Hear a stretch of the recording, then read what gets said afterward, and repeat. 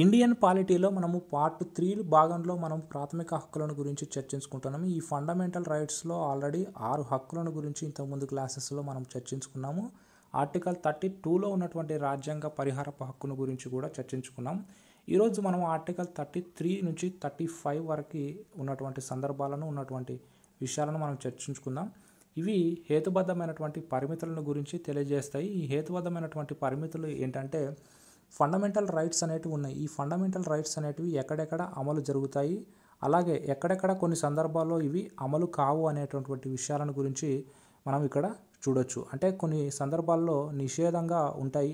ఆ ప్లేసెస్లో ఈ ఫండమెంటల్ రైట్స్ అనేటివి ఎలా అమలు జరుగుతూ ఉంటాయి అనేది ఇక్కడ ఆర్టికల్ 33 నుంచి 35 వరకు మనం హేతుబద్ధమైనటువంటి పరిమితులను గురించి చూడొచ్చు.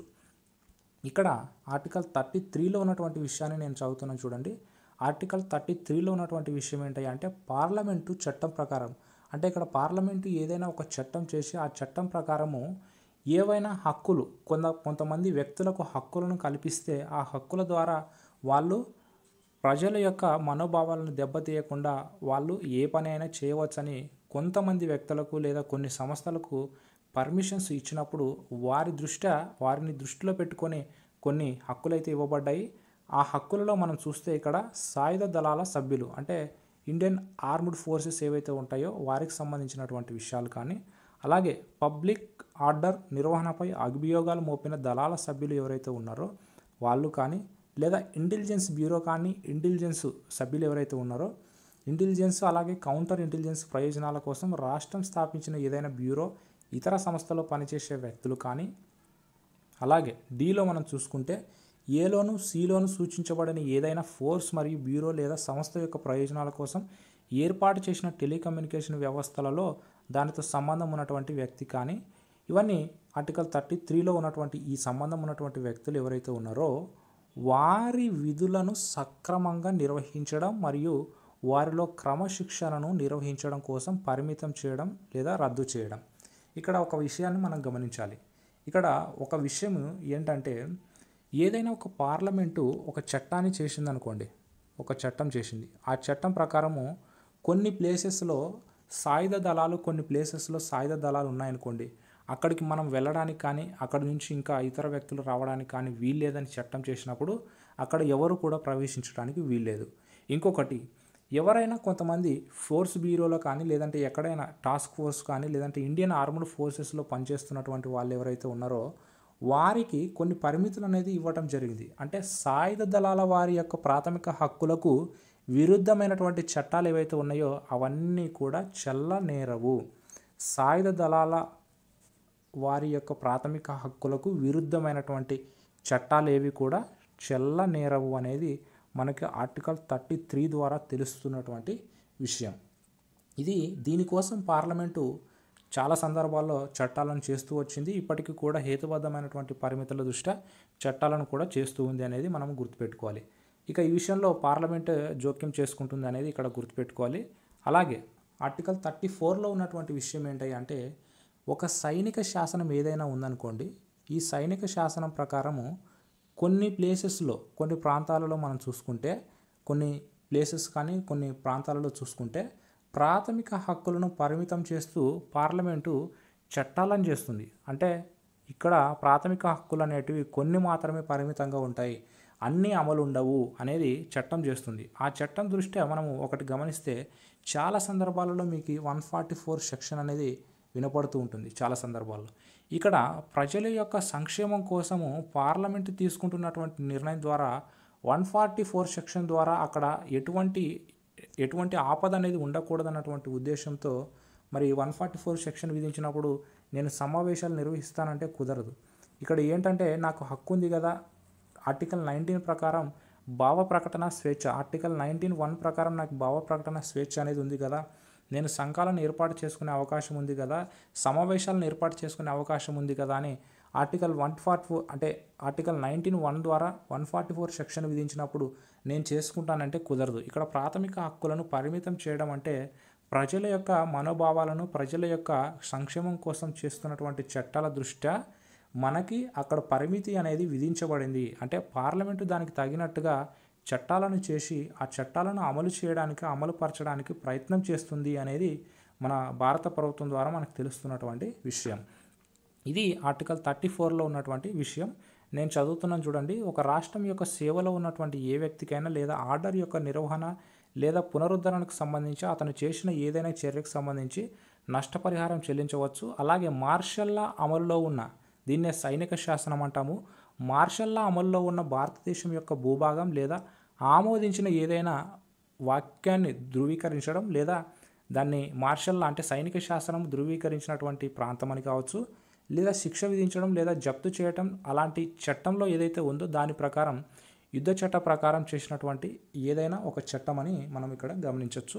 ఈ చట్ట ప్రకారం ఏదైనా ప్రాంతాలలో అమలు ఉన్నటువంటి ప్రాంతాలలో ప్రాథమిక హక్కులను కూడా పరిమితం చేయొచ్చు అనేది ఇక్కడ మనం పరిమితం చేస్తున్నటువంటి హక్కులను గురించి మాత్రమే మనం మాట్లాడుతున్నాము. ఇవి ఎక్కడెక్కడ పరిమితంగా ఉంటాయనేది మనం ఇక్కడ గమనించవచ్చు. ఇక ఆర్టికల్ 35లో మనం చూసుకుంటే ఆర్టికల్ 35లో ఇది చిట్ట చివరి ఆర్టికల్ అని చెప్పవచ్చు ఫండమెంటల్ రైట్స్లో. ఈ 35లో ఉన్నటువంటి ముఖ్యమైనటువంటి విషయం ఏంటయ్యా అంటే ప్రాథమిక హక్కులపై పరిమితులను విధించే అధికారం కేవలం పార్లమెంటుకు ఉంటుంది. ప్రాథమిక హక్కులను పరిమితం చేసే అధికారము కేవలం పార్లమెంటుకు ఉంటుంది. చాలా సందర్భాల్లో అడిగినటువంటి క్వశ్చన్ ఇది. ఎవరికి హక్కు ఉంటుంది, ఎవరికి అధికారం ఉంటుంది అంటే పార్లమెంటుకు ఉంటుంది అనేది మీరు మర్చిపోవద్దు. అలాగే ఇక్కడ చెప్పినటువంటి విషయాన్ని కూడా నేను చెప్తున్నాను చూడండి. ఒకటి మనకి ఆర్టికల్ 16(3) ప్రకారం ఏంటి, ప్రభుత్వ ఉద్యోగాలలో ఆర్టికల్ 16(3) ప్రకారం ప్రభుత్వ ఉద్యోగాలలో నివాసం ఆధారంగా పరిమితులను విధించడం. ఇక్కడ పరిమితులు అంటే ఉద్యోగాలలో సమాన అవకాశాలు అంటే కొన్ని పరిమితులు అనేటివి ఉన్నాయి. ఈ పరిమితులు ఏంటంటే మనకి లొకాలిటీని బట్టి ఉద్యోగాలను అంటే వాళ్ళకి ట్రాన్స్పోర్టేషన్ దృష్ట్యా కానీ లేదంటే వాళ్ళకి అనుకూలంగా దగ్గరలో ఉన్నటువంటి విషయాన్ని బట్టి లొకాలిటీ పరంగా అంటే వాళ్ళు దగ్గరగా ఉన్నారన్నటువంటి ఉద్దేశంతో అక్కడ గవర్నమెంట్ ఆఫీసెస్కి కానీ లేదంటే ప్రైవేట్ సెక్షన్లో పనిచేస్తున్నటువంటి వారందరికీ కూడా దగ్గరలో ఉంటుందన్నటువంటి ఉద్దేశంతో, అలాగే వాళ్ళ లొకాలిటీ ఉన్నటువంటి వాళ్ళందరికీ కూడా ఎక్కువ ఎంప్లాయ్మెంట్ అనేది జరగాలి అన్నటువంటి ఉద్దేశంతో కొన్ని చట్టాలను చేయడం జరిగింది. దాని ప్రకారం నివాసం ఆధారంగా పరిమితులను విధించడం. ఇక్కడ సమాన ఉద్యోగాలలో సమాన అవకాశాలు ఉంది కదా అన్నటువంటి పాయింట్ని మనం ఇక్కడ రేకెత్తించకూడదు అనేది ఒక పాయింట్. అలాగే ఆర్టికల్ 32(2) ప్రకారం రిట్లను జారీ చేసే అధికారం సుప్రీంకోర్టు, హైకోర్టుతో పాటు క్రింది కోర్టులకు కూడా అందించటం. అంటే ఇది పార్లమెంటుకు మాత్రమే ఉంటుంది అని చెప్పాను. ఇది కింది కోర్టులకు కూడా అందించడం అంటే ఆర్టికల్ 32(2) ప్రకారం మనకి ఏం తెలియజేస్తుంది అంటే రిట్లను జారీ చేసే అధికారం ఎవరికి ఉంటుంది, కేవలం సుప్రీంకోర్టుకు, హైకోర్టుకు మాత్రమే ఉంటుంది.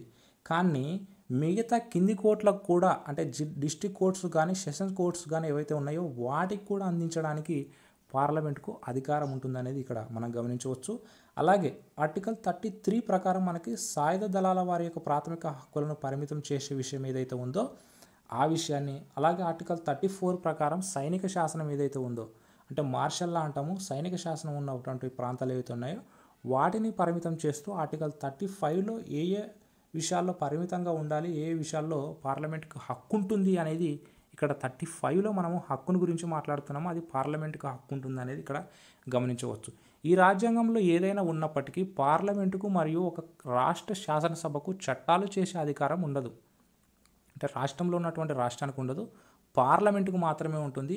ఇది పార్లమెంటు ఆధీనంలోనే ఉంటుంది, పార్లమెంటుకు మాత్రమే అధికారం ఉంటుంది. అలాగే పార్లమెంటు రూపొందించినటువంటి చట్టం ద్వారా ఆర్టికల్ 16(3) నేను చెప్పాను ఇంతకుముందే. అలాగే ఆర్టికల్ 32లోను అలాగే 3లోను ఉన్నటువంటి క్లాజెస్ ఏవైతే ఉన్నాయో అవి, అలాగే ఆర్టికల్ 33 అండ్ 34 కింద ఏదైనా విషయాలకు సంబంధించినటువంటి విషయాలు కానీ, అలాగే ఈ భాగం కింద నేరంగా ప్రకటించబడినటువంటి శిక్షలకు ఏవైతే ఉంటాయో ఆ శిక్షలకు చర్యలను కూడా చేయబడుతుంది. అంటే ఆ చర్యలలో భాగంగా శిక్షలను కూడా సూచించే విషయాన్ని పార్లమెంటుకు ఉంటుంది. అలాగే అలాంటి నిబంధనలను దృష్టిలో పెట్టుకొని మనము ఆర్టికల్ ఈ 35లో మనకి అన్ని విషయాలను పొందుపరచడం జరిగింది. ఇది కేవలం పార్లమెంటుకు మాత్రమే అమల్లో ఉంటుంది అనేది మనం ఇక్కడ గుర్తుపెట్టుకోవచ్చు. అలాగే దాని నిబంధనలకు లోబడి ఆర్టికల్ 372 ప్రకారం చేయగలిగే ఏవైనా అనుసరణలు అంటే ఏవైనా ఆర్టికల్స్ కానీ లేదా మార్పులకు లోబడి పార్లమెంటులో మార్పులు లేదా రద్దు లేదా సవరించే వరకు అమలులో ఉంటుందనేది ఇక్కడ మనం గమనించవచ్చు. ఇవి ముఖ్యంగా ఫండమెంటల్ రైట్స్లో భాగంగా మనకి ఆర్టికల్ 12 నుంచి 35 వరకు ఉన్నటువంటి విషయాలు. ఆర్టికల్ 12 నుంచి 35 వరకు ఉన్నటువంటి విషయాలు ఏవైతే ఉన్నాయో ఇవన్నీ ఫండమెంటల్ రైట్స్కి సంబంధించినటువంటి విషయాలు. ఈ ఫండమెంటల్ రైట్స్లో కొన్ని ప్రాథమిక హక్కులకు ఎలాంటి ప్రత్యేకతలు ఉన్నాయనేది మనం చూసుకుంటే, కొన్ని తాత్కాలికంగా రద్దు చేసే విషయాలను కూడా మనం దృష్టిలో పెట్టుకుంటే ఇవి వ్యక్తి యొక్క స్వేచ్ఛను తెలియజేస్తుంది అనేది మనం ఇక్కడ గుర్తుపెట్టుకోవచ్చు. ఈ వ్యక్తి యొక్క స్వేచ్ఛ అలాగే స్వాతంత్రాన్ని గురించి మనం చాలా సందర్భాల్లో తెలుసుకుంటున్నటువంటి విషయాన్ని బట్టి అర్థం చేసుకోవచ్చు. ఇక రద్దుపరిచే విషయంలో అంటే మనకి ప్రెసిడెంటు ఎమర్జెన్సీ విధించినటువంటి టైంలో, అంటే దీన్ని అత్యవసర పరిస్థితి అంటాం తెలుగులో. ప్రెసిడెంటు అత్యవసర పరిస్థితి అంటే ఎమర్జెన్సీ విధించినప్పుడు ఈ ఎమర్జెన్సీ విధించిన వెంటనే ఆర్టికల్ 19లో మనకి 6 హక్కులను గురించి తెలియజేయడం జరిగింది. ఏంటవి? వాక్ మరియు భావ ప్రకటన స్వేచ్ఛ, సంఘాలను ఏర్పాటు చేసుకోవడము, సమావేశాలను ఏర్పాటు చేసుకోవడం అని, అలాగే సొంతంగా నివాసాన్ని ఏర్పాటు చేసుకోవడం అని, ఇవన్నీ 6 హక్కులను గురించి మనం తెలియజేసుకున్నాం. ఇవన్నీ ఎప్పుడైతే ప్రెసిడెంట్ అత్యవసర పరిస్థితిని అంటే ఎమర్జెన్సీని విధిస్తాడో, ఎమర్జెన్సీ విధించినప్పుడు ఖచ్చితంగా ఆర్టికల్ 19లో ఉన్నటువంటి ఈ 6 స్వేచ్ఛలు ఏవైతే ఉన్నాయో ఆ స్వేచ్ఛా స్వాతంత్రంలో తక్షణమే రద్దు చేయబడతాయి. అంటే ప్రెసిడెంట్ ఒకవేళ ఎమర్జెన్సీని విధిస్తే తక్షణమే రద్దు చేయబడే ఆర్టికల్ ఏదయ్యా అంటే ఆర్టికల్ 19. బాగా గుర్తుపెట్టుకోండి. ఇక రద్దు చేయబడనివి అంటే ఒకవేళ ఎమర్జెన్సీ విధించినా రద్దు చేయబడిన ఆర్టికల్స్ కూడా ఉన్నాయి. అవేంటయ్యా అంటే ఆర్టికల్ 20 అండ్ 21. ఆర్టికల్ 20 అండ్ 21 ఏంటయ్యా అంటే మనకి ఒకే శిక్షకు ఒకే నేరానికి 2 శిక్షలు అనే విషయం కానీ, అలాగే జీవించే హక్కు కానీ ఇవి మనకి రద్దు చేయబడవు. ఎప్పుడు? రాష్ట్రపతి అత్యవసర పరిస్థితి విధించిన అనేది ఇక్కడ మనం గుర్తుపెట్టుకోవాల్సినటువంటి ముఖ్యమైనటువంటి విషయం. ఇక ప్రాథమిక హక్కులన్నింటినీ రద్దు చేసే అధికారము, నిలుపుదల చేసే అధికారం ఎవరికి మాత్రమే ఉంటుందంటే ప్రెసిడెంట్కి మాత్రమే ఉంటుంది. అంటే ఇక్కడ ప్రెసిడెంట్ యొక్క అధికారం ఏంటో మనం ఇక్కడ గుర్తించవచ్చు. ప్రెసిడెంట్కి మాత్రమే ప్రాథమిక హక్కులను తాత్కాలికంగా రద్దు చేసే అధికారం ఉంటుంది, అలాగే నిలిపే అధికారం కూడా ఉంటుంది రాష్ట్రపతికి. అయితే ఒకవేళ ఇలాంటి టైంలో రద్దు చేసినటువంటి టైంలో ప్రెసిడెంట్ రద్దు చేశాడు అనుకోండి, ఈ రద్దు చేసినటువంటి టైంలో మనకి పార్లమెంటు ఒక విషయాన్ని కూడా చేయాలి. ఆ పార్లమెంటు చేసే విషయం ఏంటయ్యా అంటే తాత్కాలిక రద్దును అంటే ఒక చట్టాన్ని ఒక అధికారం ఉపయోగించుకొని ఒక తాత్కాలికమైనటువంటి శాసనం ద్వారా ఆ చట్టం ద్వారా చేస్తున్నటువంటి విషయం ఏదైతే ఉందో అది పార్లమెంటు 1/2 వంతు పార్లమెంటు 1/2 వంతు మెజారిటీతో ఒక నెలలోపు, చాలా ఇంపార్టెంట్ పాయింట్, 1/2 వంతు పార్లమెంటు 1/2 వంతు పార్లమెంటు మెజారిటీతో ఆమోదించినటువంటి విషయాన్ని ఒక నెలలోపు ఇది ఖచ్చితంగా చేయాలి. చాలా ఇంపార్టెంట్ ఆర్టికల్, చాలా సందర్భాల్లో అడిగినటువంటి సందర్భం ఇది. ఒక నెలలోపు ఇది అమలు జరపాలి, ఆమోదించాలి. ఒకవేళ అలాంటి ఆమోదించని బిల్లు ఏదైతే ఉందో దాన్ని ఆమోదించరు అనేది ఇక్కడ మనం గుర్తుపెట్టుకోవాలి. ఇప్పటి వరకు మనకి ఎన్నిసార్లు ఎమర్జెన్సీని విధించారయ్యా అంటే 3 సార్లు విధించారు. ఒకటి 1962లో విధించారు, అలాగే 1971లో విధించారు, అలాగే 1975లో విధించారు. ఈ 3 సార్లలో అత్యవసర పరిస్థితి విధించినప్పుడు రాష్ట్రపతి ఈ 3 సార్లలో ప్రాథమిక హక్కులను మాత్రం ఒక్కసారి కూడా రద్దు చేయలేదు. అంటే మన దేశ చరిత్రలో ఇప్పటి వరకు ప్రాథమిక హక్కులను అనేది రద్దు చేయలేదు. ప్రాథమిక హక్కులు ఎప్పుడు కూడా రద్దు కాబడలేదు అనేది మనం ఇక్కడ గుర్తుపెట్టుకోవాల్సినటువంటి విషయం. ఎమర్జెన్సీని అత్యవసర పరిస్థితిని విధించారే తప్ప ప్రాథమిక హక్కులను మాత్రము రద్దు చేయలేదు అనేది ఇక్కడ మనం గుర్తుపెట్టుకోవాల్సినటువంటి విషయం. ఇక ఈ ప్రాథమిక హక్కులకు సంబంధించి ఫండమెంటల్ రైట్స్కి సంబంధించి చాలా కేసెస్ అంటే రాజ్యాంగం అమలులోకి వచ్చినప్పటి నుంచి చూసుకుంటే చాలా కేసెస్ అయితే మనకి చాలా నేర్చుకోవాల్సినటువంటి విషయాలు అయితే చాలా సందర్భాల్లో ఉన్నాయి. ఈ కేసెస్ని గురించి నేను సపరేట్ క్లాస్లో చెప్తాను. బట్ ఇప్పటి వరకు అయితే మనం ఫండమెంటల్ రైట్స్ అనేటివి కంప్లీట్ చేసాము. సో నెక్స్ట్ క్లాస్లో మనము ఆదేశిక సూత్రాలను గురించి చర్చించుకోవాలి. ఈ ఆదేశిక సూత్రాలను గురించి మరలా చర్చించుకుందాం. అయితే నేను ఫండమెంటల్ రైట్స్ తర్వాత వెంటనే ఫండమెంటల్ డ్యూటీస్ గురించి చెప్తాను. సో నెక్స్ట్ పార్ట్లో ఫండమెంటల్ డ్యూటీస్ గురించి చెప్తాను. ఫండమెంటల్ డ్యూటీస్ కోసం మీరు నెక్స్ట్ క్లాస్లో వినండి. సో ఎవరైనా మీ ఫ్రెండ్స్కి షేర్ చేయకపోతే షేర్ చేయండి, సబ్స్క్రైబ్ చేయకపోతే సబ్స్క్రైబ్ చేయండి. నెక్స్ట్ క్లాస్తో మళ్ళీ కలుద్దాం. Thank you.